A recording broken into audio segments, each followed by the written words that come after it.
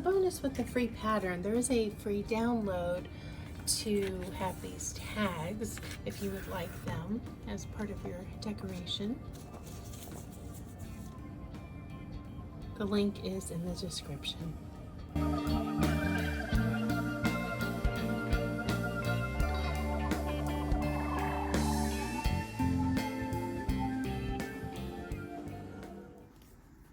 Alright, so let's get started with making the ornaments. The first thing, of course, we need our beautiful crochet snowflake. I recommend using a mercerized cotton for this. I'm using, which one is this? This is the Fundamental cotton from Hobby Lobby. You can use Lion Brand 24/7 cotton, and there's a couple of other brands that have mercerized cotton. That's just going to give you a more finished look. So we're going to start off with a magic circle. You use whatever method you like. I'll show you mine. And I'm using 3.75 millimeter hook. You can go down to 3.5 if you don't have a 3.75. Okay, so I put a ring on here, and because there is a chain 3 at the beginning, I'm going to do that first before I make my circle. I make it a little bit different than maybe how you make yours. But you can make your circle and do your chain 3 first if you like. So I'm going to create my circle like this so that I have the 2 overlapping strings and then work my stitches into this. So the 3 I just chained counts as a double crochet, and I'm going to work a double crochet. So this first round we're making sets of 2, and you'll see what I mean. So I'm coming up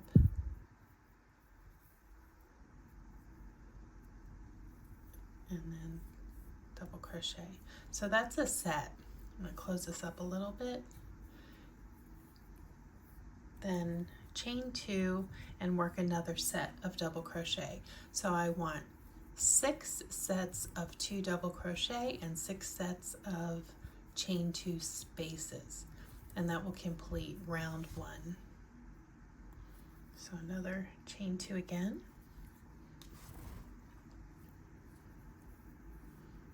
And then a set of 2 double crochet. So this is setting up the 6 points of the star or the snowflake, whatever you like to think of it as. 2 double crochet, and then I'm going to do 2 chain 2, then another pair of double crochet.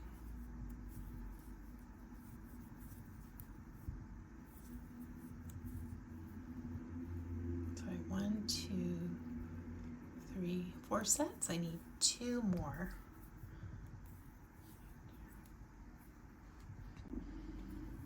Right, that's 6 sets of 2 double crochet, chain 2, so that's my 6th chain 2, and then I'm going to slip it into the top of that chain 3 that started the round.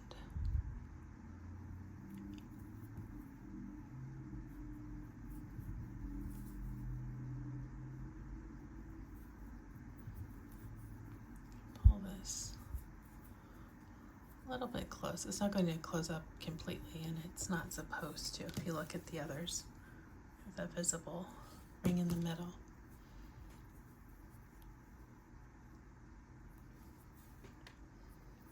Right now for round 2, I'm going to chain 4, yarn over, then skip the first set of 2 double crochet and work in this chain 2 space.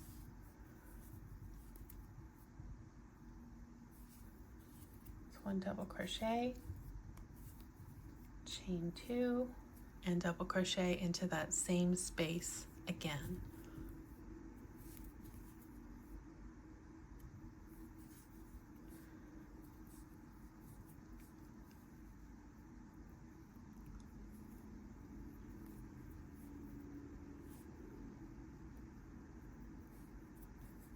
I'll single crochet 1. That's going to bridge over this set of double crochet, and then 1 double crochet, oops, into the next chain 2 space,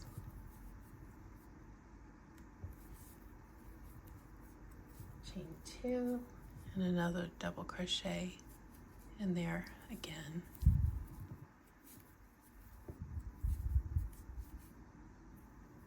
Chain 1 to bridge over these 2, and then I work this V again with the double crochet, chain 2,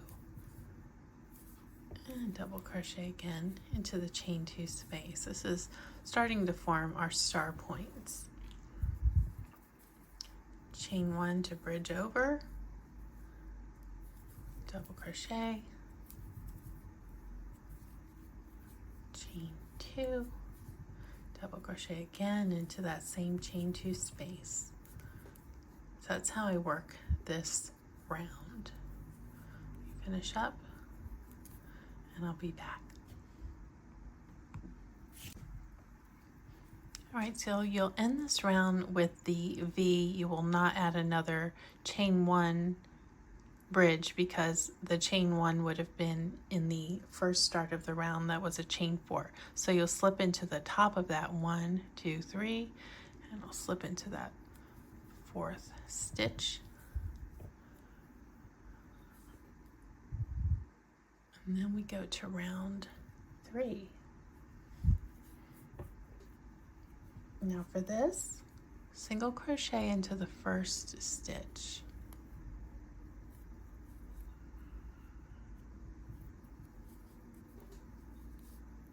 Two double crochet into the V space, that chain 2 space.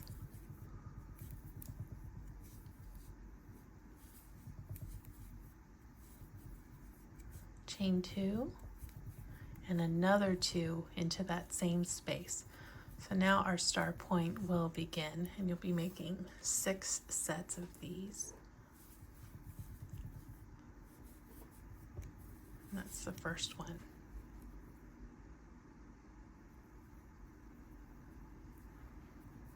And then in this chain 1 space that's between the V's,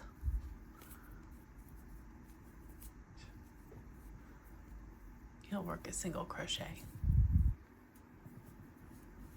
Yarn over,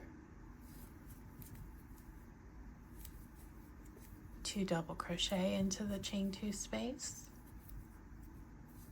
chain 2, and then another set of double crochet in that same space.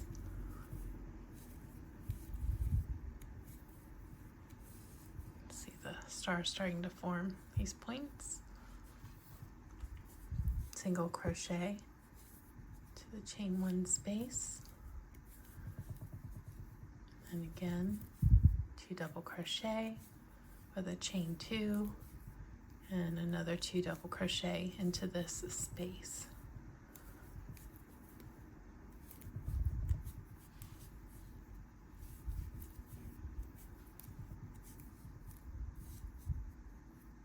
Chain 1 space, single crochet.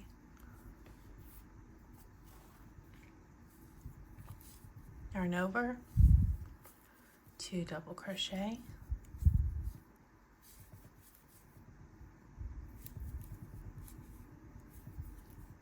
chain 2, and 2 more double crochet into the same space.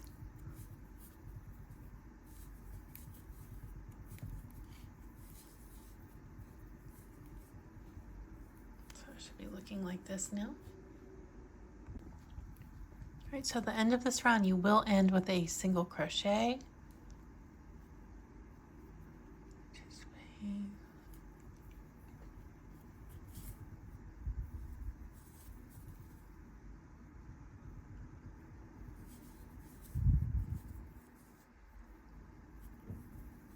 And it should look like this. And then we'll be coming to the last round.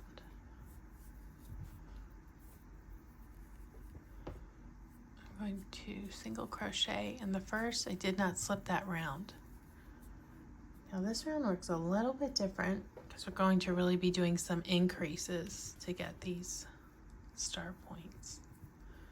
So you will yarn over, going to skip this stitch here, go into the next one and work a double crochet, then 3 double crochet in this space. Oops.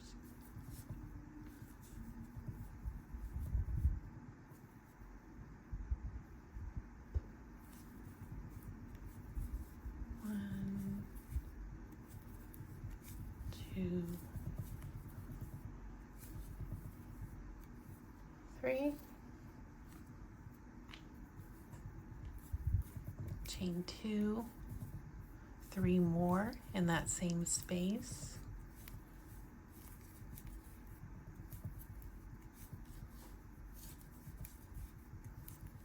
I think I have a pine cone coming. Here we go.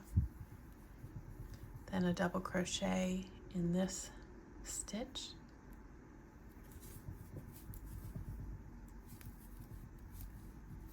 skip this one, single crochet here,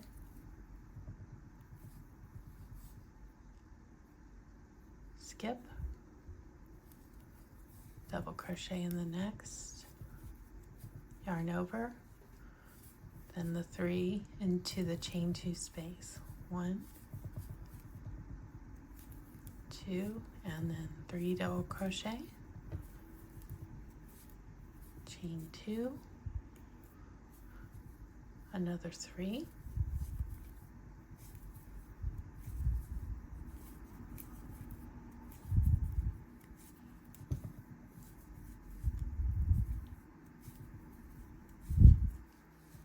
then 1 in this next stitch, first stitch coming out of the space, skip that next double crochet, single crochet, skip next, double crochet, and then again I'll do the 3 inside the chain 2 space, just like I did with the others. See, it's creating the star points.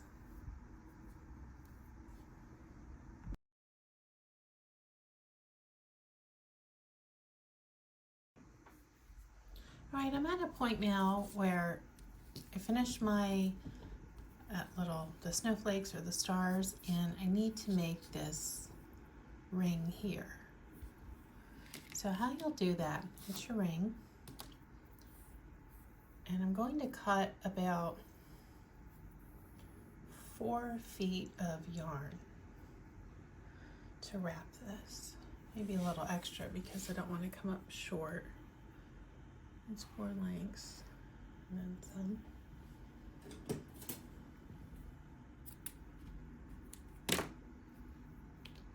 I'm going to use tapestry needle.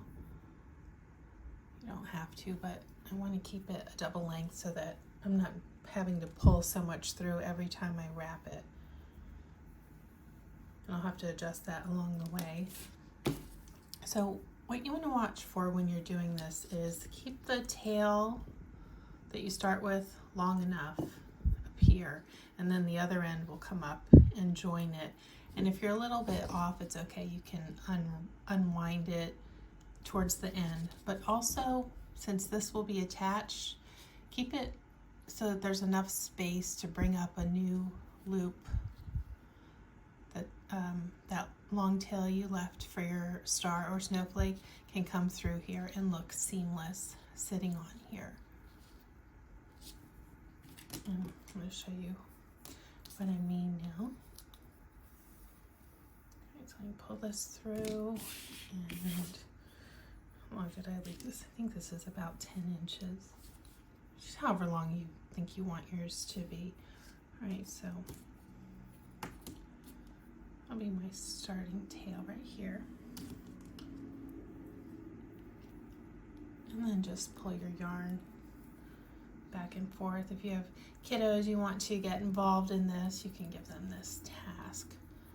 And just keep your yarn so that it's smooth and straight as you wind it around. It's a little tedious, but you can get it done pretty quickly.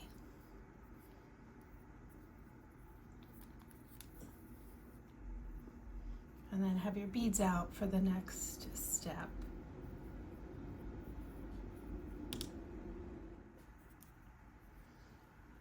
All right, so I'm about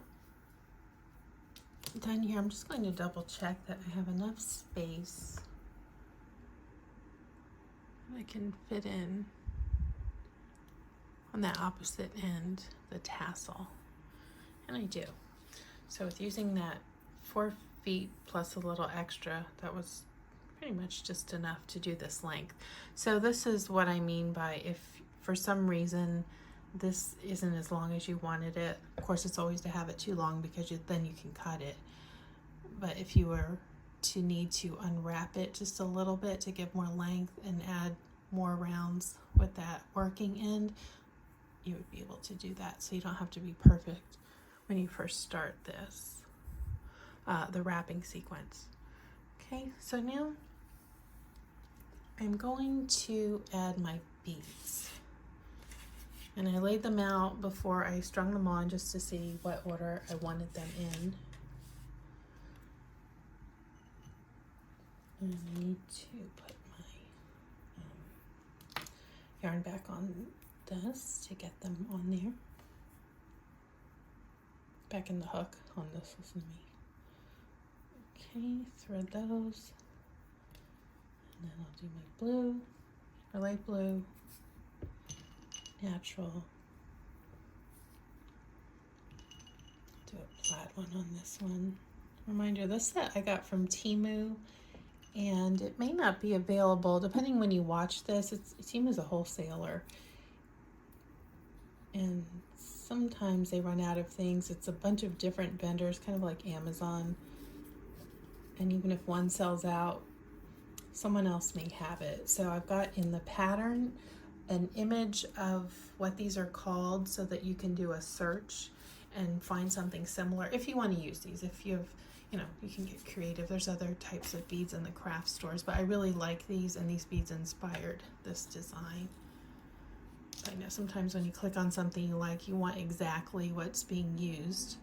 So that's the situation with these beads. Someone else may have them since they're a wholesaler item. I am not knotting down by the beads. I'm just going to knot at the top, so they're going to be free flowing, but they are secure because of the ring that they're attached to.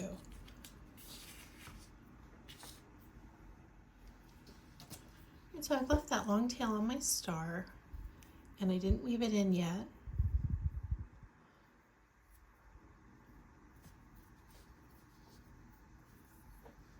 Going to be how the hanger is mounted on here. To make sure that it gets centered, and for this one I had to go over one stitch to get it to sit how I thought it looked best. So for this, I'm going to secure it, just go under that stitch there, give it a little more security than just cutting the end. Okay, and then from here, this is where I need that little space.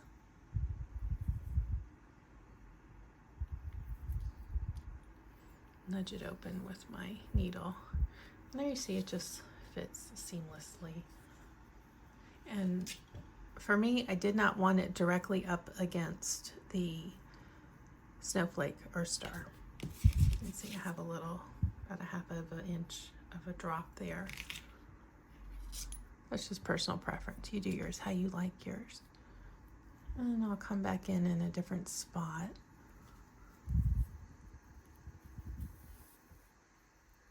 Kind of loose. Make sure it's where I want it on the frame here. There we go.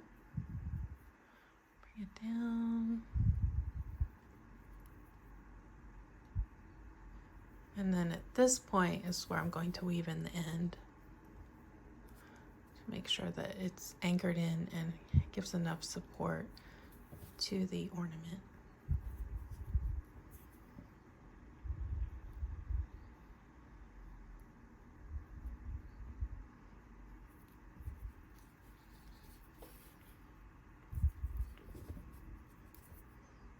And next I'm going to show you how to work the tassel.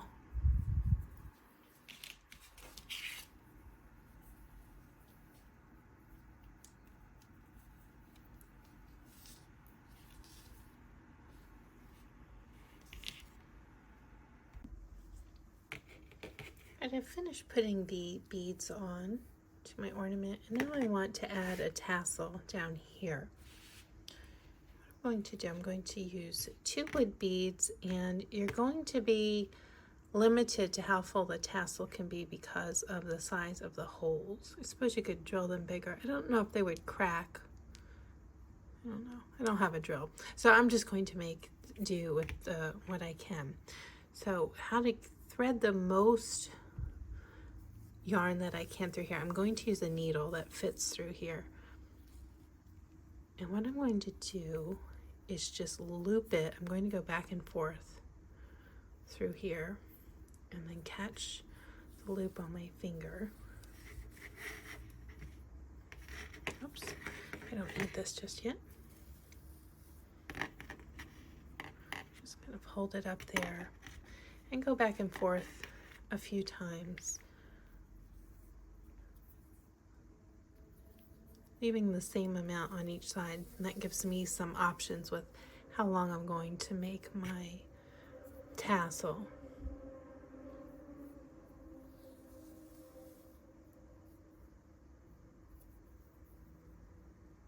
Catch that here, and then the same amount here at the bottom. I'll go through again, getting near stuffed. I don't know how many more I can do. Pull that through, and I'll do, let's see, one more time.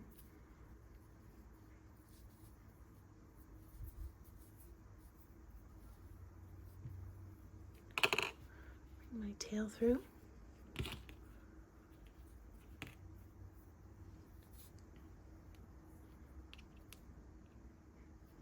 Now it looks like I can do once more. Just, oops, gathered up the bottom a little bit. Straighten that out. Make sure everything's even. Both ends.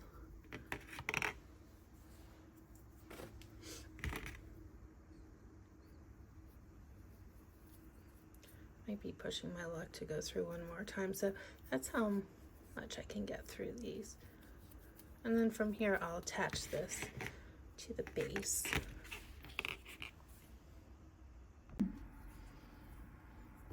Right, so I've got all my loops on here that I was able to fit. I'll pull it up here, and then put the yarn that will attach to the bottom of my ornament. Now this one I did put it all the way up against the base. Where's the tops? Freestanding. I like that contrast. I'll find my center point at the bottom. This is very long, but this was the long tail I had left from the back and forth. It's kind of hard to have a perfect amount to tell you to start with this because the beads are going to vary. And then yarn has very slight thickness differences. Okay, so just one of these ends has to go through the bottom.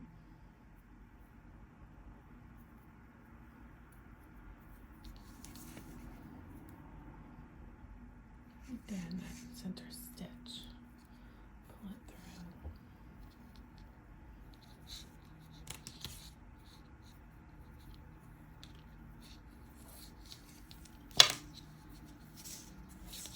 Pull it all the way up, and I'm going to knot it twice, very tightly.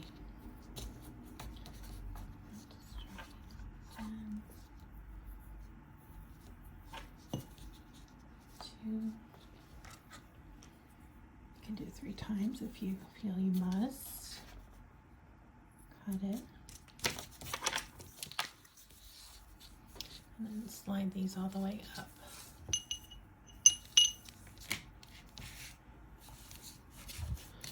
And then I will trim these open and make sure that my sizes are the same, which they are not. Turn them again. And it's done. I'm going to work on my next one. That's how you make these ornaments.